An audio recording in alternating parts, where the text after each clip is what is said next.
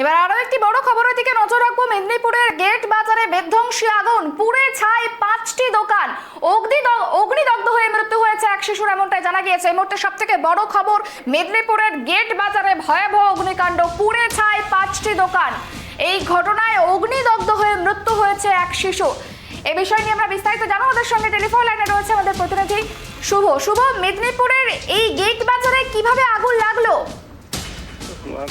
মেদিনীপুর পশ্চিম মেদিনীপুর জেলার মেদিনীপুর সদর শহর মেদিনীপুর, সেইখানে গেট বাজার এলাকায় যে বাজার এলাকাটি ছিল সেটি যথেষ্টই ঘন একটি দোকানদানি পূর্ণ এলাকা। সেইখানে আজ রাত্রি 3টে থেকে 3:30-র মধ্যে ভয়াবহ অগ্নিকাণ্ডের ঘটনাটি ঘটে। প্রাথমিকভাবে জানা যাচ্ছে একটি মিষ্টির দোকানে রাত্রেবেলা কাজ সারার পর সিলিন্ডার থেকেই এই অগ্নি সংযোগের ঘটনাটি ঘটে, যেটা প্রাথমিক তদন্তে মনে করছেন দমকল বিভাগের আধিকারিকরা। সেই বিস্ফোরণে, সিলিন্ডার ফেটে যে বিস্ফোরণ হয়, সেই বিস্ফোরণের জেরে ভস্মীভূত হয়ে যায় ওই দোকানটি এবং সেই দোকান সংলগ্ন আরো কয়েকটি দোকান এবং পাশাপাশি দুটি বাড়িও ক্ষতিগ্রস্ত হয়।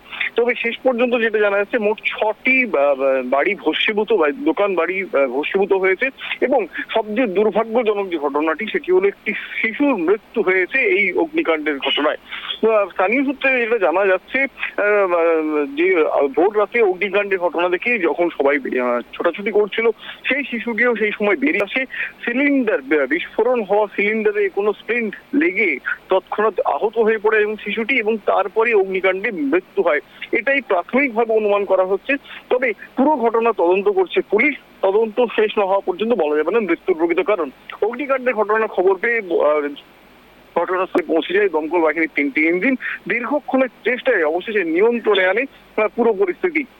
তবে ব্যবসায়ী সমিতির তরফ থেকে ব্যবসায়ীদের পাশে দাঁড়ানোর আশ্বাস দেওয়া হয়েছে।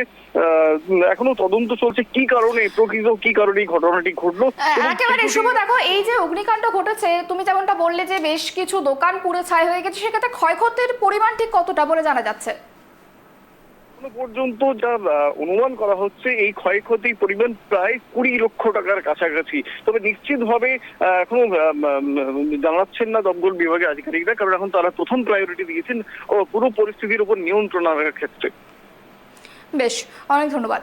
আর যেমনটা জানা গেল যে মেদিনীপুরের একটি ভয়াবহ দুর্ঘটনা, সেখানে বলা যেতে পারে অগ্নিকাণ্ডের ঘটনা গেট বাজারে, এবং এই বিধ্বংসী অগ্নিকাণ্ড যেমনটা জানা গিয়েছে স্থানীয় সূত্রে যে একটি মিষ্টির দোকানে সিলিন্ডার ব্লাস্ট করেই হয়তো এই ঘটনা ঘটে থাকতে পারে। তবে তার তদন্ত শুরু হয়েছে।